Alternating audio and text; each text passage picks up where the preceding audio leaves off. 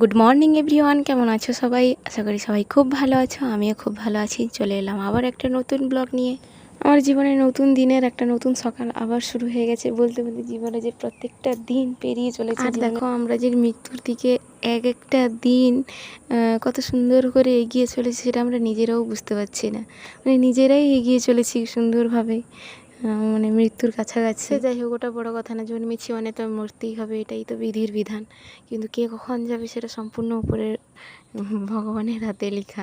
আজকে হচ্ছে রবিবারের সকাল। মানে ভিডিওটা এডিট করে পোস্ট করতে আমার অনেকটাই লেট হয়ে গেছে, বুঝতেই পারছি। আজকে একদম চান করে ভিডিওটা শুরু। আমি কিন্তু কাজ করতে করতে এরকম ফোন নিয়ে বসলে বা ফোনে ভিডিও করলে আমাকে কিন্তু অনেক বকা শুনতে হয়, অনেক কথা শুনতে হয়। তার মাঝেও যখন একটু সুযোগ পাই একটু ক্যামেরা করে নিই। সবার সামনে করাটা আমার ক্ষেত্রে সম্ভব হয়ে ওঠে না। আমাদের সমাজে কিছু কিছু মানুষ আছে, বলতে গেলে সমাজে নয় আশেপাশেই আছে, তারা কেন জানি মেয়েদেরকে এত খারাপ নজরে দেখে সেটাই বুঝে উঠতে পারি না। খারাপ নজর বলতে সেরকম নয়, মানে খুব ছোটোভাবে মেয়েদের সমস্ত কাজকে, মেয়েদের পড়াশোনা, মেয়েদের সমস্ত কাজ যাবতীয়, মানে মেয়েরা যাই করে না কেন ওটা খুবই ছোট কাজ।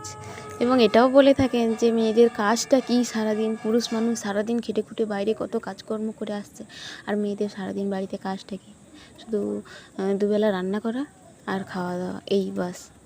কিন্তু আমার মনে হয় সেই সব মানুষ একদিন যদি সংসার সামলে দেখেন, সারাদিনের সংসারের যে রুটিন থাকে, সারাদিনের যে কাজ থাকে, সেগুলো যদি একদিন করে দেখেন তাহলে বুঝতে পারবেন সারাদিন বাড়িতে মেয়ের কাজটা কি, মেয়েরা কত কি করে থাকে। নামটা হয় শুধু রান্না করা, কিন্তু রান্না করতে গেলে তার যে যাবতীয় সরঞ্জাম গুছিয়ে উঠতেও বেশ অনেকটাই সময় লাগে। শুধু রান্না বলে দিলেই রান্না করা হয়ে যায় না। সেই সব মানুষকে এটাই বলা উচিত যে যারা বাইরে চাকরি করেন, যেসব মহিলারা, তাদেরও যেমন ওটা কাজ, তারাও ঠিক সম্ভবত সংসার সামলেই বাইরে কাজ করেন। কিন্তু যারা গৃহবধূ, যাদের বাইরে কোনো কাজ থাকে না, শুধু সংসার, তাদেরও যথেষ্ট পরিশ্রম করতে হয় সংসারের জন্য। সবথেকে ভালো হবে সেই সব মানুষকে এড়িয়ে যাওয়াটাই। কারণ যার বা যিনার এইসব বোঝার ক্ষমতা নেই, সেই সব মানুষের কাছ থেকে বেশি কিছু আশা করাটাও সম্ভব নয়। এই ব্যাপারগুলো কিন্তু প্রায় সবার সঙ্গেই হয়ে থাকে বলতে গেলে, মানে 90% বা মেয়েদের ক্ষেত্রেই হয়ে থাকে। সবাইকে এই কথাটাই শুনতে হয় যে বাড়িতে করো কি। এমনকি কোনো কোনো সময় কাউকে হয়তো প্রিয় মানুষের কাছ থেকেও শুনতে হয়। আর এইসব কথা কারা শোনায় জানেন? মানে যারা হচ্ছে সংসারে কিছু করে না, সংসারে কোনো কিছুতে মাথা ঘামায় না, ওটা বড় কথা নয়, সংসারে কোনো কাজকর্মেতে হাতে হাত লাগায় না, ওনাদেরই চিন্তাভাবনা এরকম। কিন্তু যেসব পুরুষেরা দেখবেন বাইরেও কাজ করছেন এবং ঘরে এসে হাতে হাতে লেগেও পড়ছেন, তারা কিন্তু এইসব কথা কোনো দিন ভুলেও মুখে আনেন না। যাই হোক, মেয়েদেরকে ছোটো ভাবাটা একদমই উচিত নয় আমার মতে। কারণ আপনার মাও একজন মেয়ে, অনেক কষ্ট করে মানুষ করে বড় করেছেন। তারপরে আপনাদের ওয়াইফও একজন মেয়ে, আপনার মেয়েও একজন মেয়ে। তাই মেয়েদেরকে একটু নিচু চোখে দেখাটা বন্ধ করুন।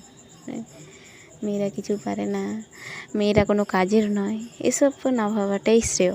দেখো, বলতে বলতে ঘরের অনেকগুলো কাজই শেষ করে ফেললাম প্রায়।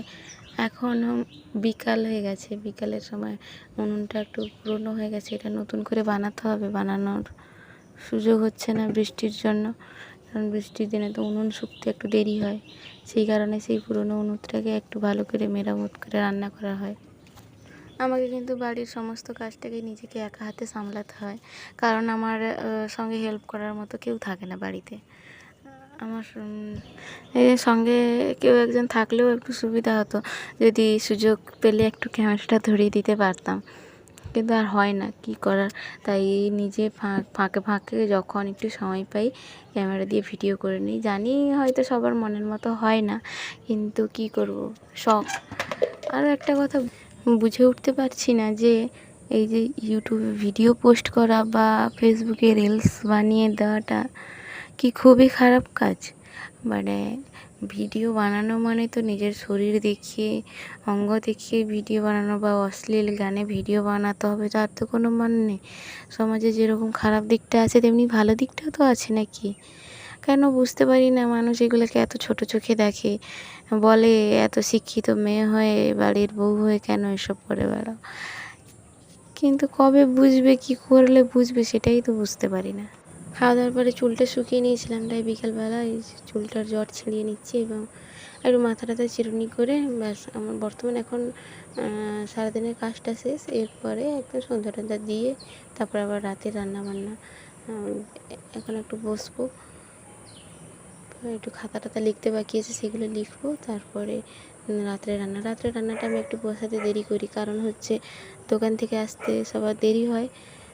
তাই সাড়ে সাতটা আটটা বা কোনো দিন 8:30টাও বেজে যায় রান্না বসাতে। রান্না শেষ করি, তারপরে সবাই চলে আসে, রান্না শেষ করে খাওয়া দাওয়া করে ফেলা হয় তেমনি।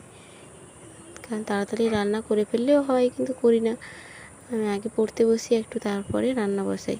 আর যারা নতুন আছো প্লিজ আমার চ্যানেলটাকে একটু সাবস্ক্রাইব করে দিও, কারণ লোকে যাই বলুক না কেন, তোমরা যদি আমার পাশে থাকো তাহলে আমি নিশ্চয়ই উপরে উঠতে পারবো। তোমাদের সাহায্য না পেলে অবশ্য এটা হবে না। তোমাদের ভালোবাসা, সাহায্য আমার একান্তই প্রয়োজন। লোকে তো অনেক কিছুই বলবে, বাট তোমরা যদি পাশে থাকো আর আমার ভিডিওগুলো যদি ভালো লেগে থাকে প্লিজ একটা লাইক করে দিও। ঠিক আছে, চলো টাটা। আজকে ভিডিও এই পর্যন্ত, দেখা হচ্ছে নতুন ব্লগে।